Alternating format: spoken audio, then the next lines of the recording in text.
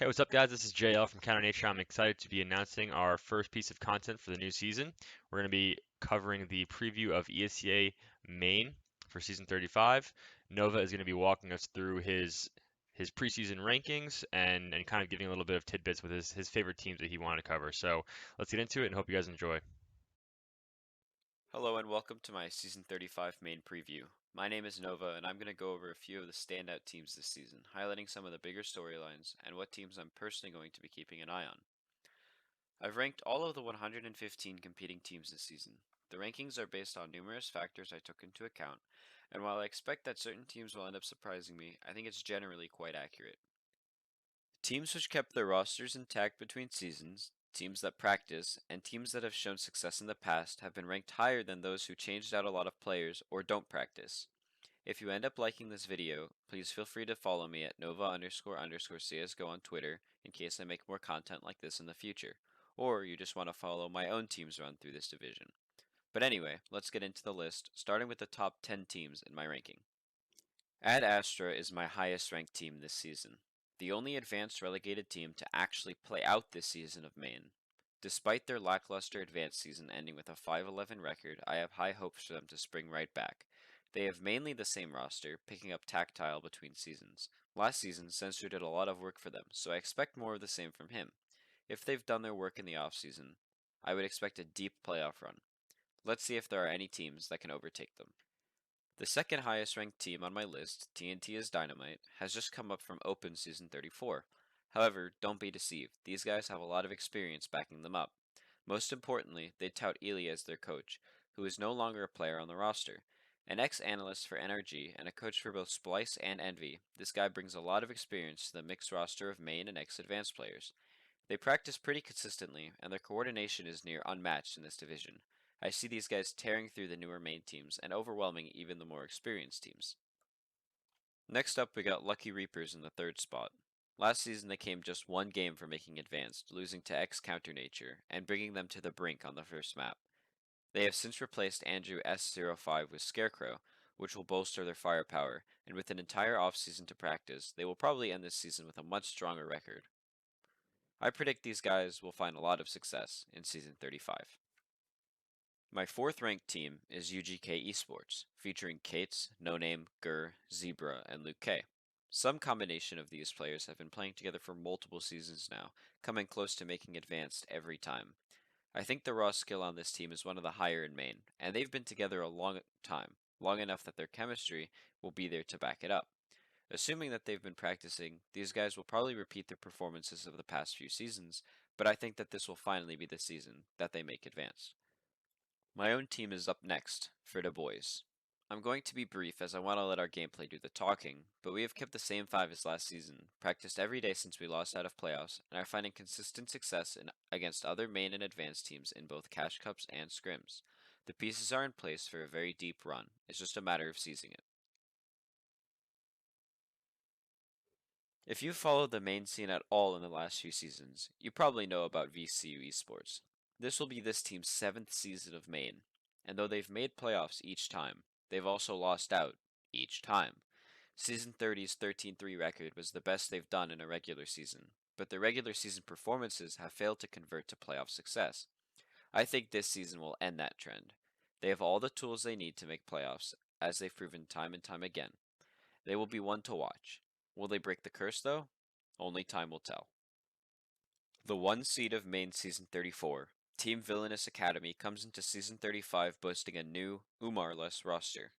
This team is one of the more difficult teams to place. As I mentioned, Umar, who was a huge part of their success last season, is no longer on the roster. In his and 2 other players' place are MD, Supa, and Gon. Too Smart is also starting this season, and Cakes remains on the roster. If the system which worked so well for this team can be replicated with these new players, I believe they can get close to their success last season. However, if the firepower hole cannot be filled by the new players, they could easily slip lower. That's why I'm putting them at 7th. CSGO Legends is the highest ranked pug team this season. At least, I'm pretty sure they're pugging out this season. Their roster features a couple ex-advanced players, and others boast main playoffs. Their lack of practice didn't stop them from coming one game from advance last season, ending playoffs with maps taken off of 2 advanced move-ups and wins over other teams in my top 30. For this reason, despite their unknown practice situation, they are ranked number 8. The winners of Main Season 33, Ryder Esports, are found 9th on my list. The only reason they are this low is because their seemingly too sudden ending to their IM playoffs run. I don't know if they were simply content with getting back to Main to try to win it all again, or if they truly ran into some trouble between their losses to a different Cyberstorm roster than is featured in Main this season and Intervention Esports. Regardless, their mechanics are top level in Main. If they do practice this season, they'll be a big threat. Rounding out my top 10 is X-Hostile Actions, now called Goomba Gang. This team, as of writing this, only has 4 players paid, so their placement in the 10th spot is dependent on who their 5th ends up being. If it's Bunny, these guys should definitely be fine in this spot, as he performed considerably well last season. It would make their roster more similar to last season, meaning less work into reteaching strategies and more practice overall. That isn't to say that this team will be bad without Bunny, but we will just have to see how they do.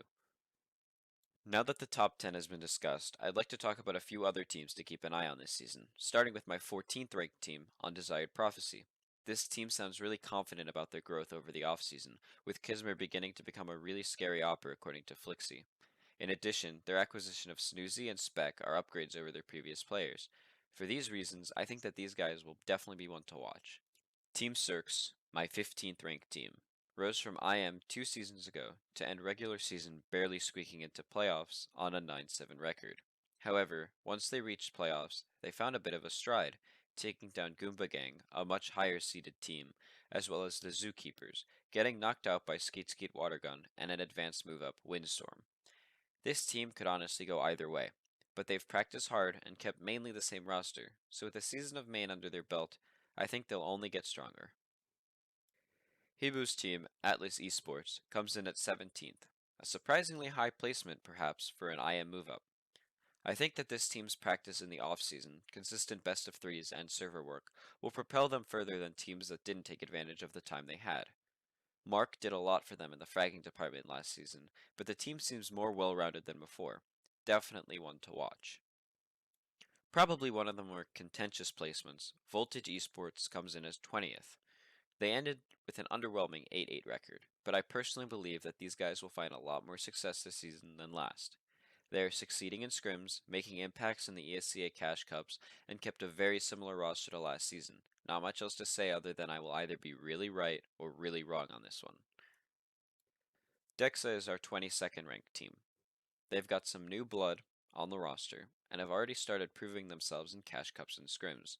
I know scrims shouldn't be read into too much, but I think that these guys, with the addition of a really solid aimer and sticks, can find some great success. Not much else to say here. Team Verum is placed at 24th, despite being another IM move-up. I think that this team has a great idea of the fundamentals of the game. They've been practicing a lot and are attempting to make MDL within a year. I can't speak to their success regarding that, but I do think that they'll do pretty well in Main.